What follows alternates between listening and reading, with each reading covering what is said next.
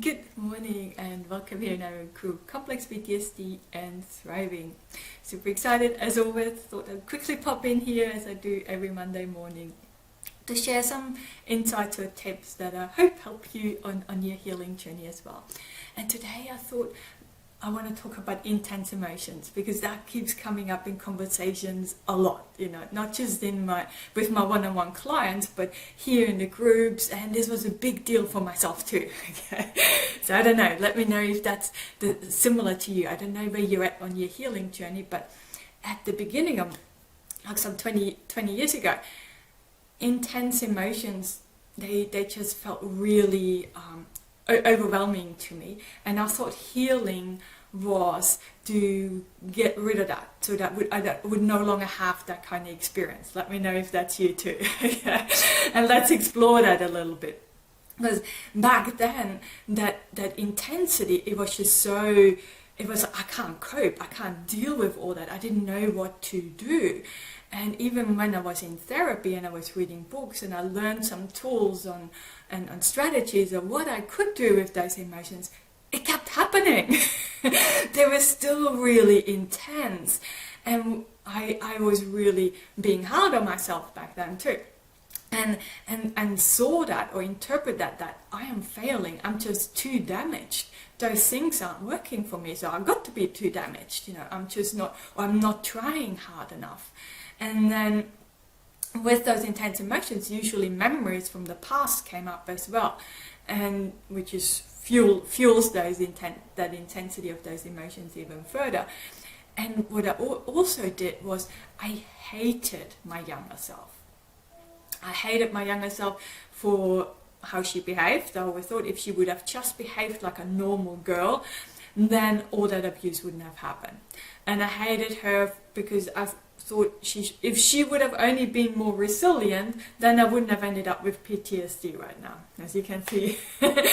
That is just, it was fuel. So that for those intense emotions, and I was stuck in them for days and weeks and months, even knowing I was in therapy. So I really wanted to get rid of that. Okay? But then, fast forward 20 years later to now, I had a lot of professional help. I worked with therapists, I've worked with coaches, I went to university, I've got certificates in coaching, and I learned a lot along the way, not just for how to help my clients, but firstly to how to help myself. I had to use this stuff on myself a lot. So in this last week, for myself, there was a lot of things happening that bring up intense emotions. And for some reason, I know, because I'm decluttering my house. And I know I have one box in the cupboard, and I know exactly what is in that box. So I don't need to open that. But I did. It's a box that have all my old diaries or journals in there. And from my childhood, I was always a journaler. I got my very first diary when I was 6 years old from my godmother. I wasn't journaling quite as well in my primary school years, but my secondary, teenage years, and from then I was a journaler. And it's more so that as a young adult, I used to just write on pieces of paper and burn them right after, because I was too scared that someone would read that, they would know how crazy it is in my head, and I was really paranoid about that. So I was journaling and I was burning it instantly, and I no longer do it for that reason. I still, even now when I finish a journal, I actually tear it up into small pieces, but it's more of a beautiful process for myself that I created. It's an intentional tearing it in a way to let all these things go. Okay? So I have no journals from my adult life, just the childhood ones. And I opened one up, and it happened to be in 1991. And I was reading a few pages, and I had this intense sadness coming up, just like that sadness I had 20 years ago.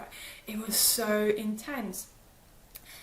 But just reading how difficult it was for her to process feelings, how to make sense of what's going on in her head and in the world.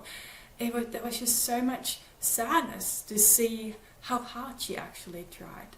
And this time round, I had some compassion for her. I could really hold that space where I could see how difficult this situation was.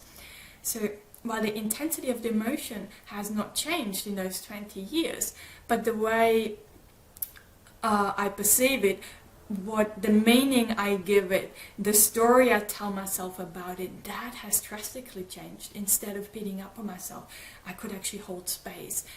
And to me, that is healing.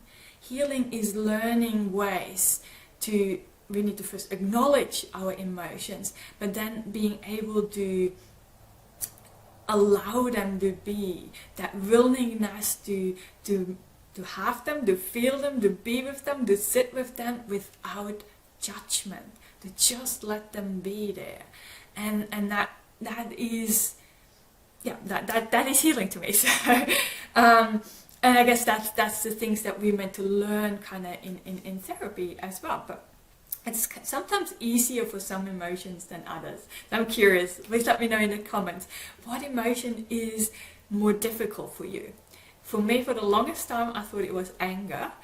But just this weekend, I thought maybe it's actually sadness that is my more difficult emotion. You know, we've got unpleasant emotions that are really uncomfortable that we're trying to avoid. It could be one of them, but perhaps for you it's more of the pleasant ones, or the joy or the enthusiasm, the excitement, and those kind of emotions. Because all emotions for us can quickly get really overwhelming because we missed that milestone in childhood where we learned how to regulate those emotions, or how to manage them, or how to learn that it is okay to have that intense emotions. Like all human beings have intense emotions, but that we can allow them to be, and then they just kind of fizzle out by themselves. I don't actually have to fight them. I don't have to try to push them away and make this big inner war about it.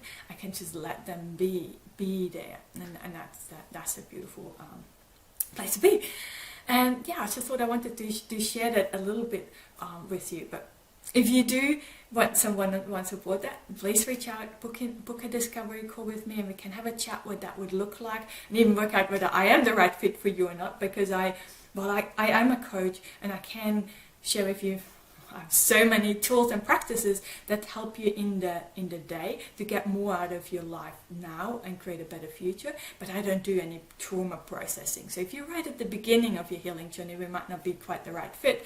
But even then, still book a call. Maybe I have a better, and know of someone who's a better fit for you, because I have a very big list of contacts, because I constantly communicate with people or meet people at workshops and training seminars and things like that. And we have guest speakers for our Thrive community that I always get super excited about. So yeah, I just wanted to share that with you today. And I, as always, want to send you all lots and lots of love and rainbows to brighten up the tough times just a little. See ya, bye.